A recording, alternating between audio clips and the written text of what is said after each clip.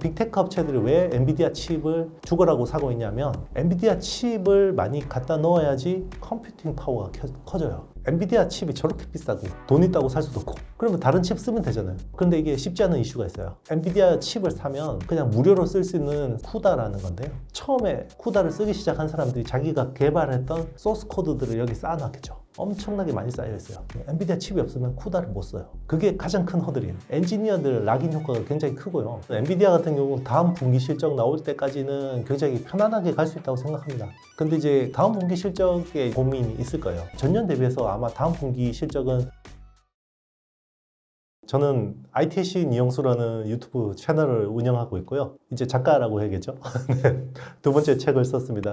바로 써먹는 AI 혁명 투자. 두 번째 책을 쓴 작가로 이 자리에 섰습니다. AI가 무섭게 발전하고 있는데 이제 우리의 일상 속에서도 하나 둘씩 자리를 차지하고 있잖아요. 그래서 AI 산업은 초입이라고 할 수 있을까요? 아니면은 개화기라고 할 수 있을까요?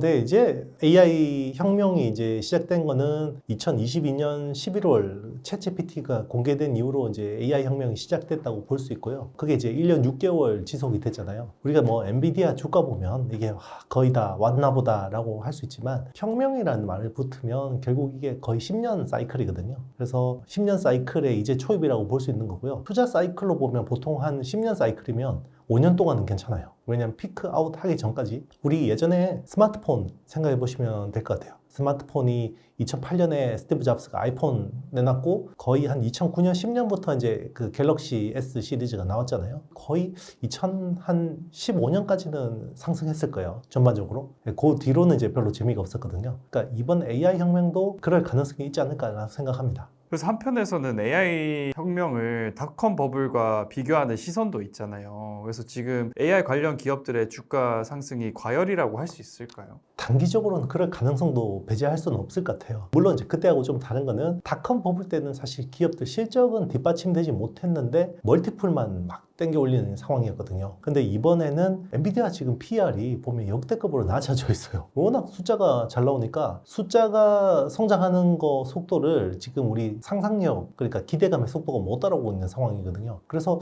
그때하고는 좀 비슷한 점도 있지만 굉장히 다른 부분도 있다 이렇게 뭐 봐주시면 될 것 같아요. 그러면 현실적으로 실적을 내는 거는 이제 엔비디아나 이런 장비 쪽 이런 것들이 내고 있는데 앞으로도 그 AI 가지고 이익을 내는 그런 회사들이 나오게 된다고 보시나요? 마이크로소프트가 지금 코파일럿이라는 서비스를 하고 있어요. 그래서 한 달에 몇십 불 내면 AI를 쓸 수 있는, 그건 이제 처음에는 GPT를 가지고 이제 서비스를 제공했는데요. 지금 GPT하고 코파일럿이 조금씩 이제 분화되고 있어요. 같은 프롬프터를 넣어도 답변이 이제 좀 다르거든요. 사실 그런 쪽 시장이 꽤 커요. 그러니까 우리가 사실 AI 가지고 체감이 잘 안 되는데 전문가들 영역이 있잖아요. 생산성 높일 수 있는 전문가들 영역에서는 굉장히 많이 활성화되고 있다고 볼 수 있고, 특히 이제 그 프로그래밍 하시는 분들 있잖아요. 무슨 C나 C++, 뭐 파이썬 이런 거 하시는 분들은 정말 이 GPT가 너무 프로그래밍 잘해준다, 코딩 너무 잘해준다 이런 이야기를 많이 하거든요. 그런 것들이 이제 처음에는 보면 전문가들 영역에서 좀 적용이 되다가 이게 이제 일반 사무 쪽으로 좀 적용이 되다가 그 다음에 이제 일반인들로 확장이 되는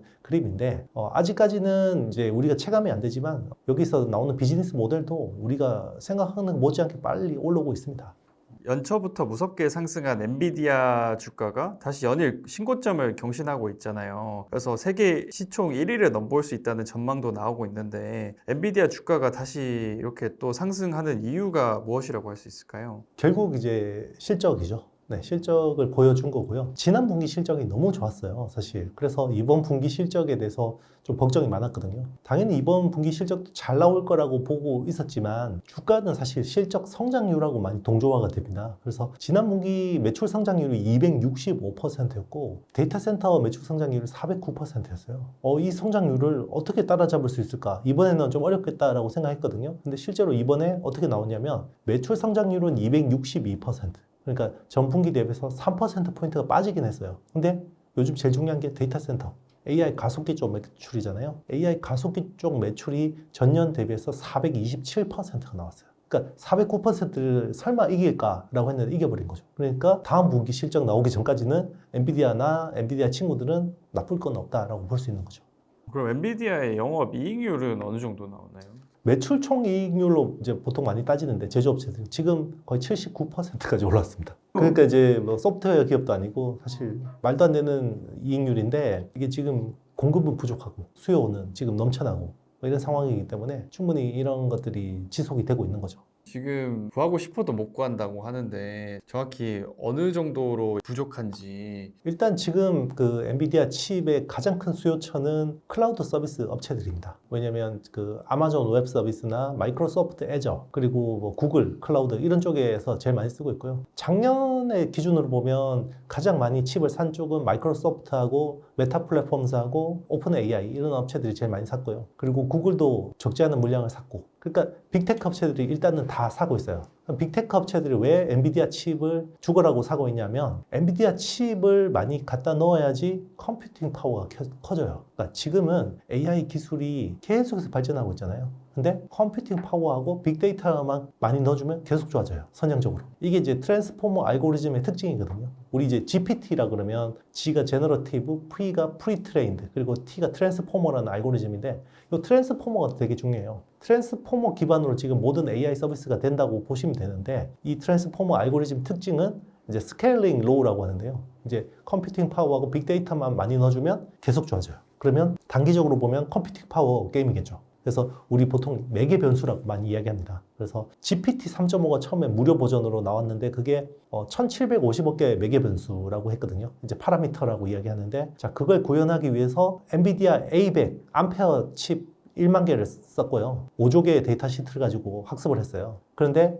지금 나오는 AI 모델 같은 경우는 매개 변수가 조 단위입니다. 그래서 지금 1조에서 2조 개 정도. 구글 제미나이 같은 경우는 그 정도로 보고 있고요. GPT-4 같은 경우도 지금 매개 변수가 5천억 개에서 1조 개 정도로 보고 있거든요. 근데 이게 언제까지 그러면 컴퓨팅 파워를 키우냐면 AGI라고 하는 법용 AI가 나올 때까지는 계속 키워요. 왜냐면 그렇게 해야 게임이 끝나잖아요. AGI가 그러면 언제까지 되냐? 뭐 사람마다 의견이 다르긴 한데 얼마 전에 이제 삼성 DS 부문장이었던 경계현 사장이 미니멈 1000조 개라고 했어요. 그러면 지금 제일 좋은 AI 모델보다 컴퓨팅 파워가 1000배는 좋아져야 되는 거죠. 그러면 그 사이에는 엔비디아는 괜찮겠네? 이런 거죠. 근데 그 1조개 이렇게 말씀을 주셨는데 물론 어마어마한 숫자지만은 일반인들한테는 어떻게 보면 되게 안 와닿는 숫자잖아요. 컴퓨터 1조대라고 생각을 하면 될까요? 아니면 그러니까 이제 1750억 개 매개 변수를 구현하는데 암페어 1만 개를 썼으니까 만약에 호퍼면 그보다 뭐 성능이 2배 정도 좋다 그러면 5,000개 정도라고 보면 뭐 이렇게 대충 때려 맞출 수는 있는데요. 예. 근데 요즘에는 처음에는 오픈 AI가 이게 우리가 매개 변수가 얼마고 이걸 위해서 컴퓨팅 파워를 어떻게 했고 데이터 시트를 어떤 거 가지고 데이터셋을 학습했고 이런 거 다 공개했거든요. 요즘엔 다 블랙박스예요. 공개를 안 합니다. 우리 매개 변수가 얼마고 데이터셋을 뭘 가지고 했고 이런 거 이야기를 안 해요. 왜냐면 계속 그러니까 소송하고 그러니까 우리 데이터 훔쳐갔지 돈 내 막 이러니까 아예 공개를 안 합니다. 그래서 추정하기가 어려워요. 일단 이제 러프하게 보면 작년에 이제 호퍼라는 지금 H100이라는 칩이 제일 많이 팔리는 건데 작년에 MS하고 메타가 한 15만 장씩 사갔고요. 엔비디아한테. 구글이 한 7만 5천 장 정도 사갔고 우리나라 네이버가 2천 장 정도 사갔습니다. 한 장에 얼마 정도? 호퍼 칩 한 장에 한 4만 불 정도입니다. 그리고 우리나라 돈으로 5천만 원에서 6천만 원 정도. 천문학적인 돈이죠. 근데 미국의 빅테크 기업들이 앞다퉈서 AI에 투자하면서 엔비디아는 사상 최대 실적을 연거푸 달성을 했잖아요. 그래서 엔비디아는 계속해서 AI 반도체 시장에서 독점적인 지위를 가져갈 수 있을지. 지금 이제 우리 그 AI 반도체, AI 가속기라고 하거든요. AI 서버를 꾸리는데 필요한 제너럴 퍼포즈 GPU, GPGPU라고 하는데 이게 시장 거의 90%는 엔비디아 차지라고 보시면 돼요. 90에서 95%까지 보기도 합니다. 근데 이제 그 중에서 나머지가 일부 해봐야 AMD, 그리고 주문형 반도체, ASIC이라고 하는 거기서 이제 일부 담당하고 있는데 이게 AI 속도가 너무 빠르고 그리고 컴퓨팅 파워에 대한 니즈가 너무 커지다 보니까 엔비디아가 이걸 다 커버를 못해요. 공급을 못하다 보니까 엔비디아 칩을 쓰기 싫어서 안 쓰는 게 아니라 못 쓰니까 대체제를 찾는 업체들이 나오거든요. 이번에 MS 같은 경우도 사실 엔비디아 칩을 원활하게 수급이 안 되니까 AMD 칩 일부를 쓰겠다고 이야기를 했거든요. 그리고 기존에는 데이터 학습에서 추론 쪽으로 점점 더 이제 무게 중심이 오다 보니까 이런 쪽에 이제 자체 설계 칩을 써서 엔비디아 칩을 이제 좀 보완하는 대체제라기보다는 보완제 정도라고 보시면 되고요. 그러니까 그런 쪽 시장이 계속 커질 거 아니에요. 그래서 이제 지금은 90% 정도의 마켓셰어를 엔비디아가 가지고 있는데 이게 이제 점점 마켓셰어는 낮아질 수밖에 없어요. 왜냐면 이 AI라는 거대한 규모를 엔비디아라는 하드웨어가 다 담을 수가 없어요. 그래서 젠슨 황 CEO가 어떤 이야기를 하냐면 우리가 지금 90% 점유율이 70%가 깨지는 건 자명하다. 그런데 향후 10년 동안 이 AI 반도체 시장이 15배에서 20배 커질 거다. 그때 우리는 60% 이상의 점유율을 차지하겠다. 그러니까 딱 보면 지금 파운드리 시장이 TSMC 정도의 포지션을 가져가겠다 이런 생각인 것 같아요. 그러면 60% 점유율을 지킬 수 있다 그러면 마진율은 굉장히 높게 유지할 수 있거든요. 이익이 있는 곳에는 약간 경쟁이 있기 마련이잖아요. 그래서 엔비디아는 어떤 노력을 통해서 이런 선두 지위에서 남으려고 하나요? 일단 엔비디아 칩이 저렇게 비싸고 당장 살 수도 없고 돈 있다고 살 수도 없고 그러면 다른 칩 쓰면 되잖아요. 예를 들면 AMD 칩 쓰면 되잖아요. 그런데 이게 쉽지 않은 이슈가 있어요. 엔비디아 칩을 사면 그냥 무료로 쓸 수 있는 소프트웨어 생태계가 있습니다. 쿠다라는 건데요. 쿠다는 2006년부터 서비스가 시작됐어요. 그때부터 엔비디아 칩 사면 이제 쿠다를 쓸 수 있는 거예요. 그러면 처음에 쿠다를 쓰기 시작한 사람들이 자기가 개발했던 소스 코드들을 여기 쌓아놨겠죠. 엄청나게 많이 쌓여 있어요. 그래서 뭔가 지금 AI 모델을 하나 한다 그러면 처음부터 끝까지 다 개발하는 업체는 없거든요. 자기는 핵심 알고리즘만 개발하고 나머지는 대부분 쿠다나 오픈소스에서 많이 가져와서 쓰거든요. 근데 엔비디아 칩이 없으면 쿠다를 못 써요. 그게 가장 큰 허들이에요. 그러니까 엔지니어들 락인 효과가 굉장히 크고요. AI 혁명 이전에는 쿠다를 상시적으로 사용하는 엔지니어들 숫자가 한 180만 명이었어요. 근데 이 AI가 시작되고 나서 불과 1년 6개월 만에 400만 명이 넘어요. 400만 명이 넘는 사람들이 쿠다 쪽으로 더 몰리고 있고 단순히 이제는 AI뿐만 아니라 로보틱스, 자율주행차, 스마트 팩토리 그리고 신약 개발까지 다 오거든요. 그리고 이제 엔비디아가 기존에는 쿠다라는 게 굉장히 락인 효과가 크잖아요. 이제는 시뮬레이션까지 제공해줘요. 시뮬레이션까지 무료로. 그게 뭐냐면 현실 세계하고 물리 조건 똑같은 거 있잖아요. 우리 영화 매트릭스 생각하시면 돼요. 이게 가상인지 현실인지 구별이 안 갈 정도로 그런 시뮬레이션을 제공해 주는데 그런 게 왜 필요하냐면 특정 기술을 도입하면 이게 제대로 되는지 버그는 없는지 뭔가 디버깅 하려면 계속 돌려봐야 되죠. 그러면 시간이 필요하고 그리고 멀쩡한 자동차도 박치기 해보고 그죠? 건물도 세워보면 얘가 하중이 어떤지 대충 이렇게 하고 근데 그거는 가상세계에서 해보면 데이터를 그대로 확보할 수 있거든요.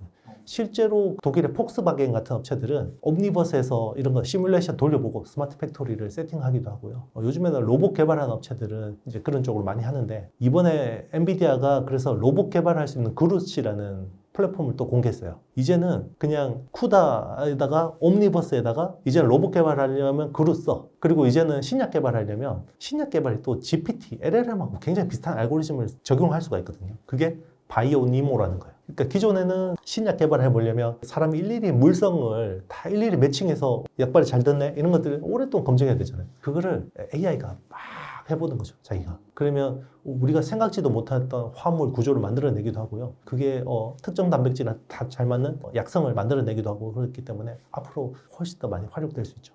쿠다가 옛날에 약간 그 마이크로소프트의 윈도우나 애플의 iOS 같은 느낌이 들거든요. AMD나 이런 회사에서 쿠다를 쓸 수는 아예 없는 건가요?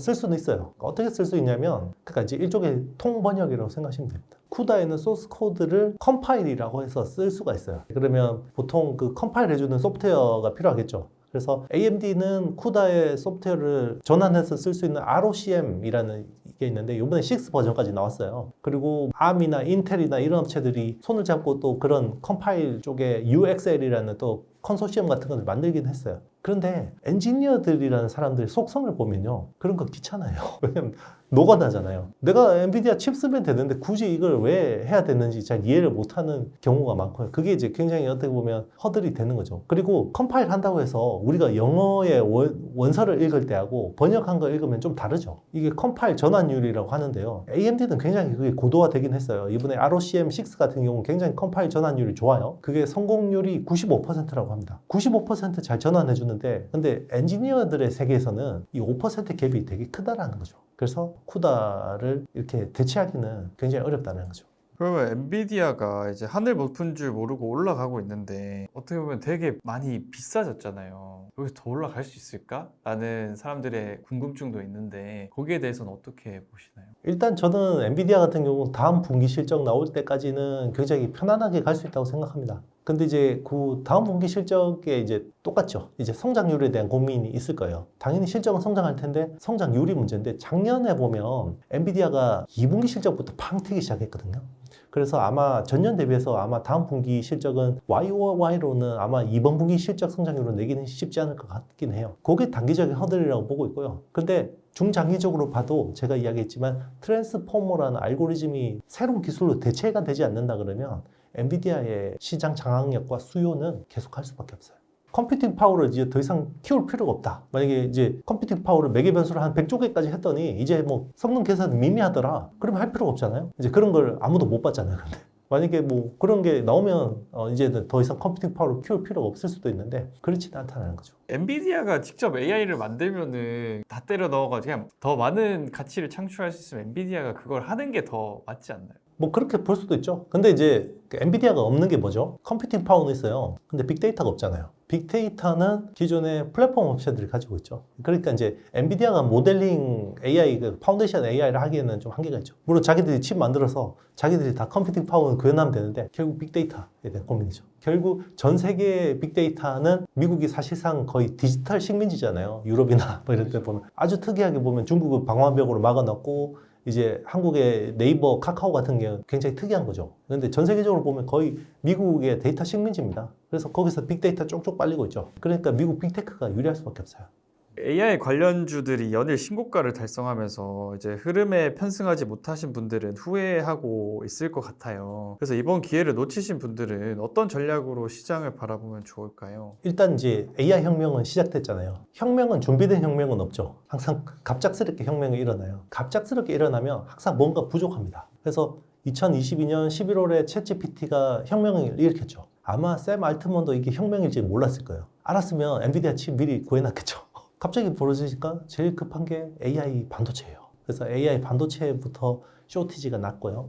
근데 지금 수요는 폭발하고 있잖아요. 근데 공급이 왜 못 따라가지고 있는데 엔비디아의 문제는 아니죠. 엔비디아가 의뢰를 하면 생산해주는 업체가 TSMC인데 TSMC가 이걸 만들 만한 캐파가 부족해요. 그래서 쇼티지이고요. 그래서 최근에는 어쨌든 지금 TSMC가 그 병목이 되는 공정이 있어요. 그게 2.5D 패키징이라고 하는데 그게 이제 코어스라고 합니다. 칩 온 웨이퍼 온 서버스트레이트. GPU하고 HBM이라는 디램 아파트를 딱 가까이 붙여놓고 밑에 실리콘 인터포저를 가지고 딱 붙이는 2.5D 구조인데요. 이게 병목이에요. 근데 최근에 조금 해결이 되고 있어요. 왜냐면 TSMC가 캐파를 증설을 했고 그리고 여기 일부 물량을 인텔이 가져갔어요. 그러니까 이제 이원화되면 물량은 좀 해결이 되잖아요. 뭐 아직까지 빡빡하긴 합니다, 공급이. 그런데 이제 이게 풀리니까 문제가 HBM이 쇼티지. 그러니까 HBM 왜 쇼티지냐면 그동안 HBM을 SK 하이닉스가 독점적으로 공급을 해왔어요. 근데 올해부터 삼성전자하고 마이크론이 여기에 물량의 일부를 담당할 거라고 예상을 했어요. 엔비디아도 그렇게 믿어 의심치 않았죠. 근데 이게 해보니까 너무 어려운 거죠. 일단 삼성전자가 너무 못 들어오고 있고요. HBM 공급을 거의 못하고 있고 마이크론도 사실 공급하는 물량이 미미합니다. 그러니까 SK 하이닉스한테 또 독점을 해야 돼요. 근데 SK 하이닉스는 자금 여력이 없죠. 막 캐파를 막 엄청나게 투자하기에는 또 쉽지 않은 건데 그러니까 요즘에 엔비디아가 그냥 막 돈을 꽂아주고 있습니다. SK 하이닉스한테. 선수금 주고 일단 돈 받고 일단 나중에 물건으로 갚아 만들어서 그런 상황인 거죠. HBM 병목 다음에는 에너지 문제도 있는 거고 막 이렇게 계속 점차 넘어가고 있잖아요. 네. 그래서 앞으로는 어떤 흐름으로 갈지 전망해 주실 수 있으실까요? 일단 이제 제가 책에 자세히 기술을 해놨는데요. 제일 급한 것부터 해결이 될 거예요. 그래서 일단은 지금 AI 반도체가 제일 급하니까 일단 HBM 문제가 해결되면 일단 AI 가속기 문제는 좀 상당 부분 해결이 될 수 있겠죠. 자, 그러면 AI 반도체를 다 구했어요. 뭐가 부족하죠? 데이터 센터. 그러니까 데이터 센터가 너무 부족해요. 그러니까 지금 클라우드 서비스 업체들이 어떤 일을 하냐면 정말 엄청난 규모의 데이터 센터를 지으려고 준비하고 있어요. 아마존 웹 서비스 같은 경우는 1,500억 달러를 투자해서 데이터 센터를 짓겠다고 이야기하고 있고요. 마이크로소프트하고 오픈 AI는 둘이 손잡고 1,000억 달러 규모의 데이터 센터를 짓겠다. 뭐 이런 이야기를 하고 있습니다. 그런 대규모 데이터 센터가 이제 많이 생길 거고요. 그리고 대부분 어디 많이 생기냐면 미국에 많이 생겨요. 전 세계 데이터 센터의 3분의 1은 미국에 있고요. 미국이 대부분 AI 데이터 센터의 상당 부분을 차지하게 될 거예요. 자, 그럼 이게 지어지면 문제가 뭐냐면요. 전기가 부족해요. 전기가 너무 부족해요. 왜냐면 미국은 지난 15년 동안 전기가 수요가 늘어본 적이 없는 나라입니다. 왜냐면 우리가 구글에다 검색하면 0.3와트 정도의 전기가 소모되거든요. 근데 챗 GPT한테 질문을 하면 보통 이 답변을 이만큼 뽑아주잖아요. 그게 2.9W 정도 소모돼요. 그럼 대충 10배잖아요. 내가 텍스트 입력해서 달리 같은 데서 그림 뽑잖아요. 그러면 텍스트 대비해서 6배가 들어요. 근데 하반기 뭐가 오죠? 소라. 텍스트 넣으면 동영상 뽑아줍니다. 그건 전기 얼마나 먹을까요? 막 지금 서비스가 기존 검색 기반에서 계속 AI 쪽으로 넘어오는데 전기 수요가 폭증할 게 눈에 보여요. 근데 미국은 그리드망이 너무 노후화돼 있어요. 그러니까 15년 동안 전기 수요가 안 느니까 제대로 투자를 했겠어요? 안 했죠. 급하게 지금 투자하느라고 날린 거죠. 그러니까 노후화되어 있는 그리드망을 다시 손보고 있는데, 그래서 변압기라든지 송배전 쪽에 지금 투자를 하고 있는 거고요. 그리고 그것만으로는 안 돼요. 기본적으로 전기 생산 늘려야 되는데 전 세계가 약속한 게 있죠. 2050년까지 탄소 제로 하겠다고 했잖아요. 근데 그때는 AI라는 변수가 없었어요. 그래서 조 바이든 대통령이 2035년까지 미국 내에서 생산되는 전기를 100% 청정 에너지로 하겠다라고 했죠. 자, 그때도 AI라는 변수는 없었어요. 지금 말을 조금씩 빼고 있죠. 발을 빼고 있죠. 그래서 아마 미국에서 생산되는 셰일가스나 셰일오일 같은 거 돌려가지고 AI용 전기 생산할 가능성이 높아지고 있고요. 물론 신재생 에너지도 많이 할 거예요. 이제 태양광 같은 것들을 많이 할 텐데, 근데 네바다주의 사막 같은 데서 전기 생산해서 동부 같은 데로, 실리콘밸리 같은 데로 전기 보내려면 엄청 멀잖아요. 그럼 거기서 로스가 엄청 나겠죠. 그러면 스마트 그리드가 돼야 돼요. 그리드망이 굉장히 고도화되어야 되거든요. 이제 그런 쪽에 또 투자가 막 활발해지고. 자, 그러면 전기가 해결됐어요. 그럼 끝일까요? 아닙니다. 통신이 문제예요. GPT가 나오고 나서 전 세계 글로벌 트래픽이 20%가 늘었어요. 우리는 사실 체감을 잘 못해요. 왜냐하면 대한민국은 통신망이 너무 잘 돼 있거든요. 근데 유럽이나 미국 같은 데 가면 AI를 쓸 수가 없어요. 통신망이 너무 노화돼가지고. 그러면 그쪽으로 또 투자가 일어나야 돼요. 근데 그게 전기보다 급하진 않죠. 그러니까 이제 이렇게 그런 것들이 퐁당퐁당 되면 10년 사이클이 일어나는 거죠. 제가 책에다가 관련 기업들까지 정확하게 기술해놨습니다. 인간이 쓸모 없어지는 게 아닌가 이런 두려움도 있는데 거기에 대해서는 혹시 어떻게 생각해 보신 게 있으실까요? 그러니까 제가 AI 혁명에서 어떻게 보면 투자법, 어떻게 살아남아야 될지에 대해서 이제 책을 쓰게 된 계기가 그거예요. AI는 여기에 편승하는 아주 소수의 사람들은 엄청나게 성공할 수 있고요. 그리고 여기서 배제된 사람들은 굉장히 비참해져요. AI라는 게 굉장히 냉정하고 잔혹하거든요. 그래서 적어도 우리 사람들, 제 책을 보는 사람들, 그런 사람들은 적어도 여기서 기회를 잡을 수 있다고 생각이 들고 있고요. 그러니까 AI라는 게 향후에는 국가 간의 경쟁, 그리고 기업 간의 경쟁, 개인 간의 격차를 엄청나게 만들어내요. 그래서 무조건 편승을 해야 돼요. 그러니까 AI를 활용할 줄 아는 사람하고 AI에 끌려가는 사람하고의 인생이 달라질 겁니다.